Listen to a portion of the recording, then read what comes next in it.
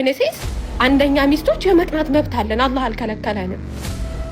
መቅናት ሲጀመር እኮ እንትን ባህሪ ነው፣ የውስጥ ነው። በሚስጥር ኒካ ከማሰር በሚስጥር ዝሙት ማድረግ ይሻላል።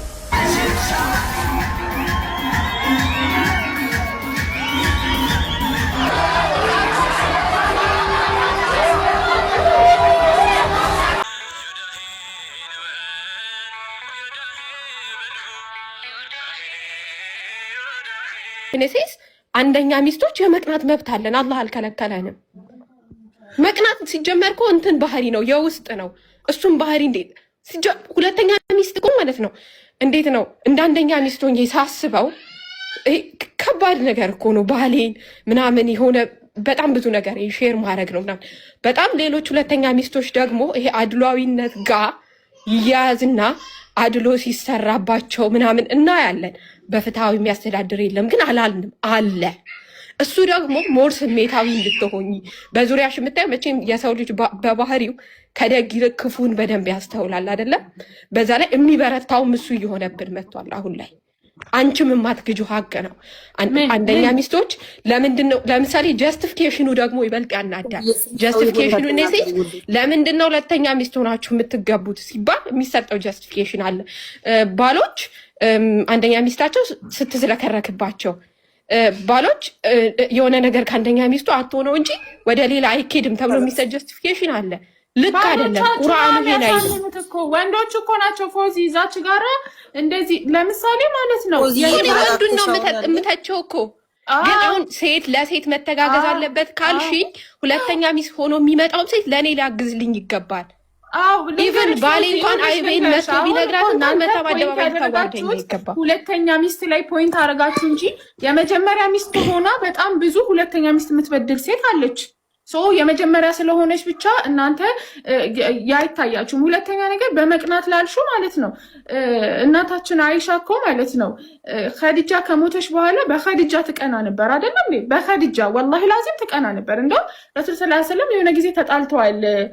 ሞታም እንኳን አታዋንም ነው ምናምን ብላ ማለት ነው። በመቅናት ቀኝ እኮ ማንም አልከለከለሽም። ሁለተኛዋም ትቀናለች እኮ የመጀመሪያውም ስሜት አለን እንቀናናለን እኮ።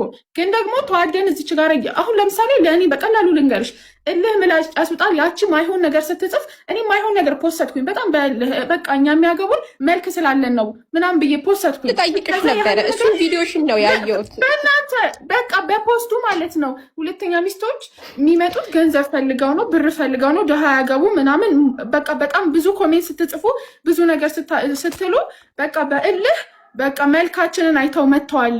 ሁለተኛ ሚስት ሆኖ አስቀያሚ እስኪ ጥሩልኝ ምናምን ብዬ አልኩኝና ከዛ ከማን ጋር ነው ልህ የምትጋቢው አለኝ ባሌ። ከማን ጋር ነው? አንቺ እኮ እየኖርሹ ነው፣ እነሱ እየለፈለፉት ነው፣ አንቺ እየኖርሹ ነው ምናምን ብሎ አስረዳኝ። እውነት ነው ብዬ ፕራይቬት አረኩት። ያንን ጓደኞችም አውሩኝ። በቃ እልህ እያጋባችሁኝ ትክክለኛ መስመር ላይ እየኖሩ ያሉትን መስመር ማሳት ጀመራችሁ። ከዛ በኋላ ይሄንን ነገር ከዚህ በኋላ ሁለተኛ ይሄን ቪዲዮ ላልሰራ ብዬ እኮ እንጂ ይኸውልሽ እሙኒ እንዴት እንደሆነ ልንገርሽ። የሆነ ነገር ሲነሳ አንድ ሙስሊም ሴት የማትጠቀመውን ቃል መጠቀም ተጀመረ። እሺ ቆይ አንድ ጥያቄ ልጠይቅሽ። መጀመሪያ ደረጃ ሰከንድ አንድ የልጆች በታኝ ብር ፈላጊ እንዲበይ እንዲህ ብለው መጣ እኮ ልክ ናት ብላችሁ ላይክ ካረጋችሁ ኮሜንት ከሰጣችሁ ያጠፋነውን ጥፋታችንን መታችሁ በስርዓት እሙኒ እንዲህ አጥፍተሻል ብላሽ ብትነግሪኝ መግዲ እንዲህ ለምንድን ነው እንደዚህ የምትዩ ብላችሁ ስም ጠርታችሁ ብትነግሩት ሀላስ ነገሩ ያልቃል። ከዛ እኔ ልንገርሽ እልህ እንዴት እንደሚፈጥር ደግሞ እዚሁ ላይ ላስረዳሽ። ከዛ አንቺ ያን ቪዲዮ ስትሰሪ ማለት ነው አየው። እንደውም እሱን ቪዲዮሽን አይቻለሁ። እሱን ቪዲዮሽን እና ሁለተኛ ሚስት ላይ ማንን ነው የምትወቅሱት የሚል የሆነ ቪዲዮ ሰርተሽ ከዛ በፊት አላውቅሽም ሲጀመር። እሱን ቪዲዮም ኮኪ እንትን አርጋው ነው ያየሁት፣ ስቶሪ አርጋሽ ነው ያየሁት። እና ከዛ የምንወቅሰው ሁለተኛ ሚስቶችና ባሎችን ነው ብያት፣ እንዳውም እሷ ጋር በውስጥ አውርተናል እንጂ አላህንማ እንወቅስም ብያት አለው። ከዛን አሁን ግን የቁንጅናውን ቪዲዮ ስትሰሪ ማለት ነው እኔም ስሜታዊ ሆንኩኝ ስሽ አየሁሽና ዋት ዘ ሄል ምንድን ነው የሚወራው እንዴ? እንደዚህ ነገር እንዴት ነው የሚሆነው አልኩኝ። ግን እኔ ልሽ የማነው ስሟ ኮሜንት ላይ ጅምሩንም ሲጀመር ማለት ነው ልጁ ሲተቻት ነው ያየሁት እንጂ አላቃትም ልጁ ሲተቻት ግን ቪዲዮ ቫይራል ወጣ። ከዛን ሄጄ ሳይ ምን ሆነ መሰለሽ ሐሳብን በሐሳብ መሞገት የሚባል ነገር አለ አይደለ? ለምሳሌ እኔ አሁን አንቺ አለሻ የሆነ ሐሳብ ተናግረሽ መጥቼ ፊዚካሊ አታካረኩሽ ባለባበስሽ በምናምንሽ በእምነት ልክ አይደለም። ሐሳብን በሐሳብ ነው የሰው ልጅ መሞገት ያለበት አይደል? ያነሳሽው ሐሳብ ልክ አይደለም ተብላ ልትሞገት ይገባታል። እኔ እዛ ጋር ኮሜንት እጄ ስሰጥ የሰጠሁት ኮሜንት ያንን ብቻ ነው። ከዛ ግን መጣችና አንድኛዋ የሆነ ነገር አለችኝ። ከዛ በኋላ ልክ እኔም ሰው ነኝ አይደለ? አሁን አንቺ ልክ ስሜታዊ ሆነሽ መተሽ ሁለተኛ ሚስቶች የምንገባው እንደዚህ ነው፣ እስቲ ሁለተኛ ሚስት ሆኖ ቆንጆ ያልሆነ ካሳያችሁኝ እንዳልሽው እኔም እሷን ተናገርኳት። ገባሽ አይደለ? ይሄ ነው እልህ ነው እየፈጠረው ያለው። ግን ሐሳብን በሐሳብ መሞገት ግን ያሉ ነገር አይነው። ሀቅ ስነግርሽ ወዲያው 2 ቪዲዮ ምናምን ሰራች። ፎዚ በቃችሁ እንዴ?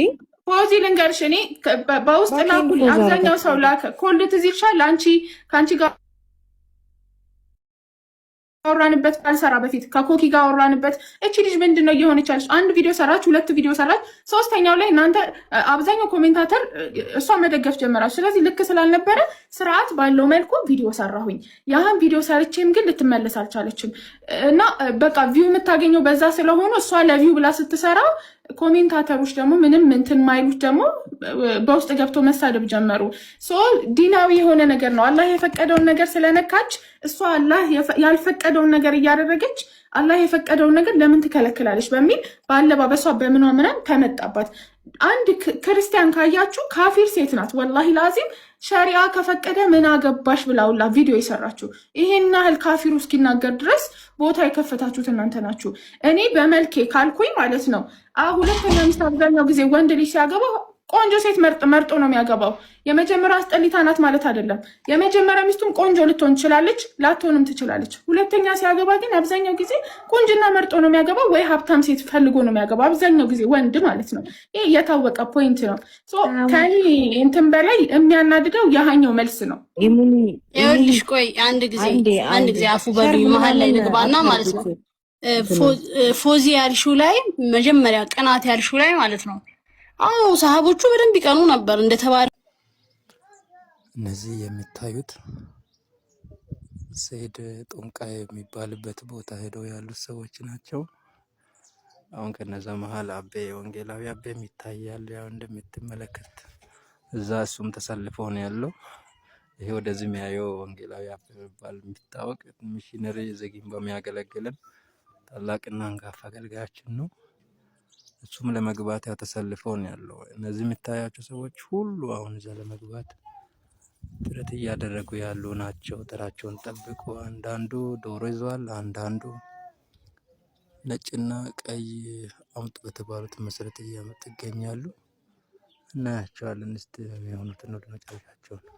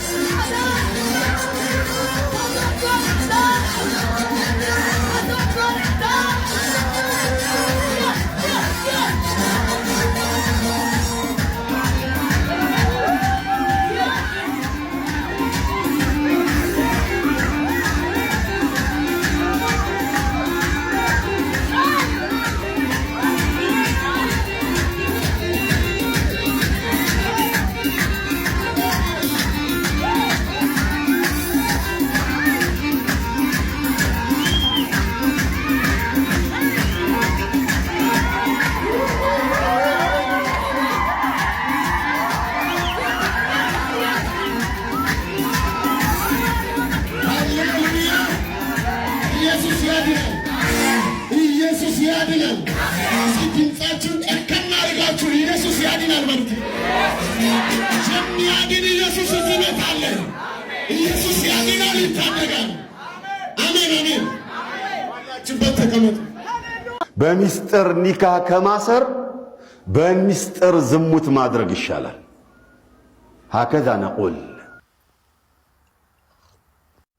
እናንተ ሙጀሲማ ወሃቢያዎች ግን ማለት ነው ምን እየወሰዳችሁ እየመጣችሁ ነው እዚህ ጋር በስካር የምትቀረሹብን? ግን እዚህ ቲክቶክ ላይ ደብቆ ኒካህ ከማሰር ደብቆ ዝሙት መስራት ይሻላል ብለህ ታስተምራለህ።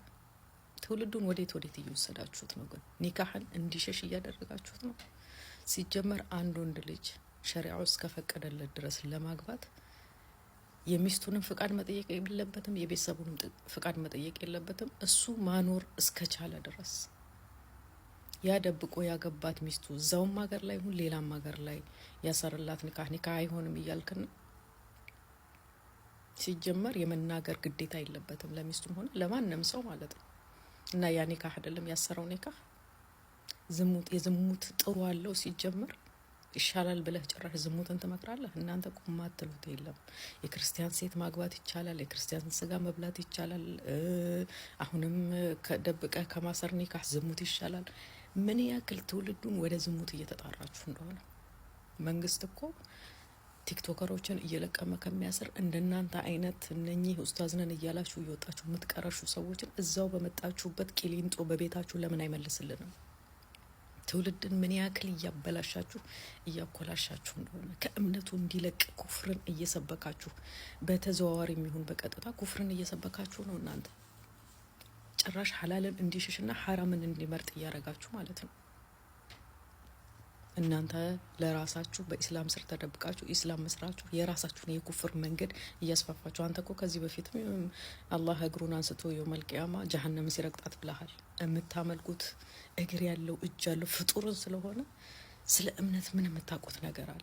በዚህ ልክ ወጣ። አሁን ደግሞ ጭራሽ ደብቆ ኒካህ ከማሰር እንግዲህ አሁን ሴቶች ምንድነው እዛ ኮመንት ስር ገብቼ ሳይ የነበረው ባሌም እንደዚህ ነው ያደረገኝ ደብቆ አሰረብኝ። ይሰራ ማኖር እስከቻለ ድረስ ሸሪዓው የፈቀደለት ድረስ የማግባት መብት አለው። ላንቺ የመናገር ግዴታ የለበትም። ይሄ ደግሞ ሸሪዓው እንጂ ያለው እኔ አይደለሁም ያልኩት። ደብቀሽም ነገረሽም እሱ መብቱ ነው ኒካህ ማሰር። ስለዚህ ይሄን ሰውዬ ሰማለሁ ብላችሁ ገደል እንዳትገቡ። ሸሪዓው ያዘዛችሁን ቁርአንንና ሐዲስን እንጂ መከተል ያለባችሁ እንደዚህ አይነት ሰካራም ሰው እየወጣ የሚናገረውን ነገር እንሰማለን ብላችሁ ሌላ ነገር ውስጥ እንዳትገቡ፣ ሌላ ታሪክ ውስጥ።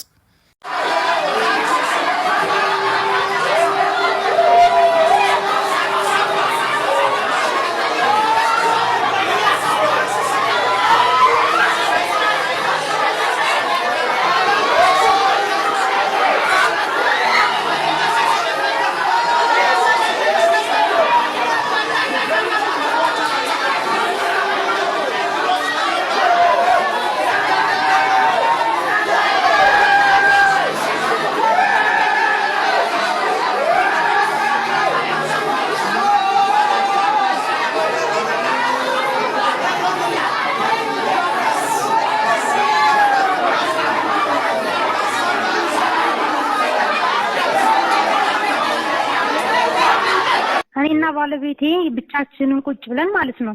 እሺ እንዲፈታኝ በጣም መጥፎ ቃላት ተጠቀምኩኝ። በቃ ለገንዘቤ ብለህ አንተ እኔ ጋር የምንኖረው ለምንድን ነው የማትፈታኝ ምናምን አልኩት። እሺ ከዛ እሱም ስሜታዊ ሆኖ ቆይ ምንድን ነው የምትፈልጊው ሲለኝ እኔ እንድትፈታኝ ብቻ ነው የምፈልገው፣ አንተ ያዚኝ ሲሉ አትይዝ፣ ልቀቀኝ ሲሉ አትለቅ ምናምን አልኩት። ከዛ ፈታሁሽ የሚል ቃል ካፉ ወጣ ማለት ነው። እሺ ከዛ እኔ ብቻ ነኝ ግን ያለው ሌላ አንተ ሸሂድ ምናምን የለም። ኧረ አንተ እየፈታኸኝ ነው አሁን እኮ ፈታኸኝ ስለው ፈታሁሽ በቃ ይሄን አይደል የምትፈልጊው አለኝ። ከዛ እሺ በቃ እኔም ተቀብያለሁኝ ብዬ ዝም አልኩኝ። እንደገና ሌላ ቀን መልሶ አልፈታኋትም እኔ ከልቤ አይደለም አለኝ ማለት ነው። አልፈታኋትም እኔ አልፈታሁሽም ከልቤ አይደለም ያልኩት ስላናደድሽኝ ብቻ ነው ይሄን ቃላት የተጠቀምኩት አለኝ። እሺ እና ይሄን ኒካህ እንዴት ይታያል? ከዛ በኋላ ግንኙነት ምናምን አደረጋችሁ? ከዛ በኋላ ይሄን ካለ በኋላ አዎ አደረግን። እንደገና ሌላ ይሄ የመጀመሪያችን ነበረ። ከዛ ሌላ ጊዜ ደግሞ ሽማግሌ ፊት ሁለቴ ተፋተናል ማለት ነው። በሻሂድ ፊት ሁለቴ ፈቶኛል። እና ይሄ ኒካህ አሁን ኒካህ አለኝ የለኝም ይሄን ብቻ ነው የምጠራጠረው።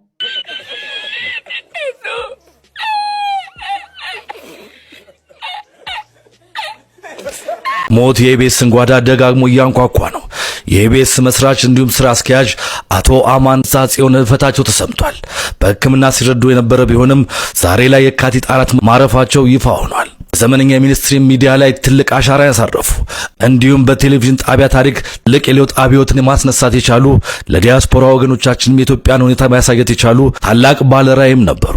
ለብዙ ኢትዮጵያኖችም የሥራ ዕድል መፍጠርም ችለው ነበር። ዛም ባሻገር ኢቢኤስ ቴሌቪዥን ብዙ ኢትዮጵያኖችን በመርዳት ይታወቅም ነበር። ታዲያ የዚህ ባለራዕይ የሆኑት አቶ አማን ህልፈታቸው ዛሬ ተሰምቷል። የኢቢኤስ ቤተሰቦችን አስደንጋጭ የሆነው ተደጋጋሚ የሞት መርዶ እጅግ በጣም አሳሳቢም ሆኗል። ነፍስ ይማር። ለወዳጅ ዘመዶቻቸው መጽናናትን እንመኛለን። ሰናይ ቀን ተመኘው። ብራዘር ተዋጠልም አልተዋጠልም እንደምነግርህ እውነት ጠቅላይ ሚኒስትር አብይ አህመድ ኦርቶዶክስ በዚህ ሀገር ፖለቲካ የበላይነት አላት ብሎ ያምናል።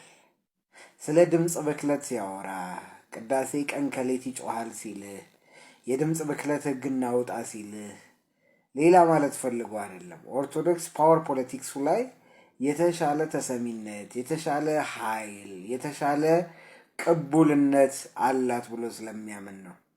በዛ ላይ ለድህነታችን ለኋላ ቀርነታችን ኦርቶዶክስ ውስጥ ያለው ትራዲሽን አስተዋጽኦ አለው ብሎም ያምናል። የሱ ባክግራውንድ ኦርቶዶክስ ስላልሆነና ስለ ኦርቶዶክስ ያለው መረዳት ይህ ስለሆነ ኦርቶዶክስ ይህንን መንግስትና መሪዋን ታግላ ማለት መሪዋን ኢነሰንስ የዚህን መንግስት መሪ ታግላ እስካላሸነፈች ድረስ ለኦርቶዶክስ መጻኢ ጊዜ ይኖራል ብለህ ማለትም መጻኢ ጊዜዋ ብሩህ ይሆናል ብለህ ማሰብ በጣም በጣም በጣም በጣም ከባድ ነው የሚሆነው። ይሄ በግልጽ መታወቅ ያለበት ነገር ነው። በግልጽ መታወቅ ያለበት ነገር ነው። ሲኖዶስ ጋር ሄዶ እንደዚህ ተቋም ፈጥራችኋል 1000 ዓመት የቆየ እንደዚህ ምናምን ስላለ አይደለም። no basically his belief is as like that. so የሚያምነውን በተጨባጭ እየነገረን ነው። ቅዳሴ የረበሸኝ ነው እያለ ነው። ቱሪስቶች መተኛት አልቻሉም እያለ ነው።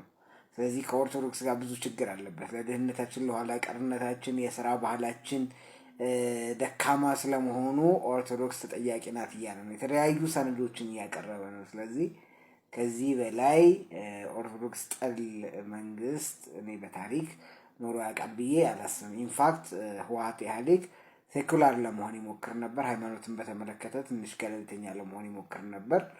መንግስቱም የኮሚኒዝም ተጽዕኖ ነበረብኝ ይላል። ከዛ ውጭ ያሉት ግን በሃይማኖት የተያዙና ሃይማኖተኛ ሊባሉ የሚችሉ ኦልሞስት የኦርቶዶክስ ባክግራውንድ የነበራቸው ነበሩ። ግን አሁን ላይ ከዚህ በተቃራኒ ነውና እያለን ያለ ነው። እያየን ያደመጥን ታዘብን ያለ ነው። ሰው ኦርቶዶክስ አስከፊ ጊዜዋ ነው ብዬ ነው የምወስደው። አንዱን ታውቃላችሁ፣ ለካህናት የሚከፈል ደሞዝ ከሙዳይ ምጽዋት ነው። በጣም ኖር እኮ ነው። ካህን ከሙዳይ ምጽዋት ለካህን ንቀት እኮ ነው። እንዴት ካህን ከምጽዋት ይሰጠዋል? ካህን ከአስራት ነው። አስራት የሚያወጣ ሲጠፋ አገልግሎቱ ከሚጠፋ ከሙዳይ ምጽዋት ሆነ። ሁለተኛው ጉዳት የአብነት የምሳሌ መታጣት። ሰው ምሳሌ የሚያደርግ ማንን ነው? ከሱ የቀደሙትን። ከሱ የቀደሙት እነማን ናቸው? ቅዱሳን። መናፍቃን ለሰብአ ዘመን ከኢትዮጵያ ኦርቶዶክስ ተዋሕዶ ቤተክርስቲያን ነገረ ቅዱሳን የሚባል እንዲጠፋ ታገሉ። እውነት ለመናገር 70% በላይ ተሳካላቸው። ክርስትና የት እንደቀረ ታውቃላችሁ? ክርስትና ገዳም ባሉ አባቶችና ከተማ ባሉ እናቶች ተንጠልጥሎ ቀረ። ከተማ ያሉ ኪዳን የሚያደርሱ ቅዳሴ የሚያስቀድሱ እናቶች ክርስትና እንዳይጠፋ አድርገዋል። አሁንም ድረስ እነሱ ትከሻ ላይ ነው ያለ። ኪዳን የሚያደርሱ እነሱ፣ ቅዳሴ የሚያስቀድሱ እነሱ። ምን ነው ካህናትን ተውካቸው ካላችሁኝ፣ ካህናት ዘወትር ያገለግላሉ፣ ግን እዳቸው ሆኖ ነው፣ የግድ ሆኖ ነው። የፈቃዱን እስቲ እንየውና እዚያ በኋላ እንመሰጋገናለን። አሁን አልነቅፍምም አልደግፍምም። ያው እንደምታዩት ነው እንግዲህ አሁን ላይ ማለት ድሮ እኮ ከጥምቀት በፊት የነበሩ እኮ አገልግሎታችን እኮ ከዚህ ጀምሮ እዛ ድረስ ተማሪ ሞልቶ ምናምን ነበር የምንማረው። አሁን ግን እያያችሁ ነው 4 ተማሪ ነው ሰንበት ውስጥ ያለው። ሁሉም ሰንበት ትምህርት ውስጥ የሚያጋጥም ነገር ነውና አረ በስማሜ እንደዚህ የምታረጉ ተማሪዎች ግን ጭንቅላታችሁ ምንድነው? አረ እግዚአብሔር አሁንም ይገለገላል። ጊዜውን ሁሉ የሰጠው እግዚአብሔር ስለሆነ ግን አሁን አዳራሹ ባዶ ነው። ሁሉም ሰንበት ትምህርት እንደዚህ አይነት ነገር ይፈጠራል። ምን ይባላል? አሁን እሺ ያው ምን ይባላል? ሁላችንም አሁን 4 ተማሪ እንደምታያቸው አዳራሹ ባዶ ነው። ከጥምቀት በፊት ግን የነበረው ሰንበት ተማሪ ከዛ በር ጀምሮ ሞልቶ ከዚህ ጀምሮ እስከዛ ድረስ እንዳለ የሞላ ሰንበት ተማሪ ነበር ያለው። አሁን ላይ ግን ያው እንደምታዩት 4 ተማሪ ሆኖ ነው የሚማረው እና አረ ይሄንን ጭንቅላት ያላችሁ ወንድሞቻችን በእርግጠኝነት ይሄንን ሰምታችሁ የትኛውም ሰንበት ቤት እንደማትቀሩ ተስፋ አለኝ ማለት ነው። አዳራሻችን ባዶ አናርገው እባካችሁ። ኦርቶዶክሳውያን እባካችሁ ሰንበት ተማሪዎች እንጠብቃችኋለን፣ ኑልን። ኦርቶዶክሶች በምን አደንቃቸዋለሁ መሰለ? የቅዳሴ ቤቱና የጸበል ቤቱ ይለያያል። በቅዳሴ ሰዓት ብትል ምን ብትል ተሸክመው ከየት ነው የሚወስዱ? እዛ ጸበል ቦታ እዛው ጩህ ተብለ ቅዱስ ብለው ከጀመሩ በኋላ እግዚአብሔርን አንዱ አብ ቅዱስ ነው፣ አንዱ ወልድ ቅዱስ ነው፣ አንዱ መንፈስ ቅዱስ ነው የሚል ከተጀመረ በኋላ ለምን 100 ጂኒ አይወድቅም? ወዴት ነው የሚላከው? ሪፈር ወደ ጸበል ታች ይለያዩታል። እዚህ አምልኮ ነው፣ እዛ ሰይጣን። ጴንጤ ምን አደረገው? ጸበል ቤት አደረገው። ይሄን ኢቭን የወርሺፕ መዝሙር እንኳን እስኪጠፋብን ጠላቴ ጠላቴ የሚል መዝሙር ብቻ እስኪበዛ አስታውሳለሁ። የዩኒቨርሲቲ ተማሪዎች እዚህ የሚማሩ ኔጋ የሚገርም ኳየር ነበራቸው። አንድ ቸርች ሄዱ፣ ተጋብዘው እዚሁ ጅማ ሄዱና ማስመለክ ጀመሩ። ቅዱስ ነው፣ የላይኛው ነው ወዘተ። በቃ ሰው ደስ ብሎት አዲስ ልምምድና መንፈስ ውስጥ ገብቶ እግዚአብሔርን እያመለከ ያለ ፓስተሩ ደስ አላለው። ምትመራዋን ልጅ እኔ ከጻነቷ ጀምሮ ያስተማርኳት ልጅ ነች። በጆሮዋ መጣና የውጊያ መዝሙር የለሽም አላት። ብልጭ ብሎባት የለኝም ፓስተር የውጊያ መዝሙር አለት። እንዲህ የገባህ ያለ መጥቶ ቸርቹን ምንድነው የግብግብ ቦታ ከሰይጣን ጋር ስናረጋ በቃ ለሱ ጊዜ መኖር አለበት። ሌላ ነገር እንደዚህ ጸሎት ማክሰኞ አለ። ማክሰኞ መጥቶ ይጮህ በየቀኑ ሲጮህ ቦታ እሰይ ካልከው ጨዋታው ይጦፋል።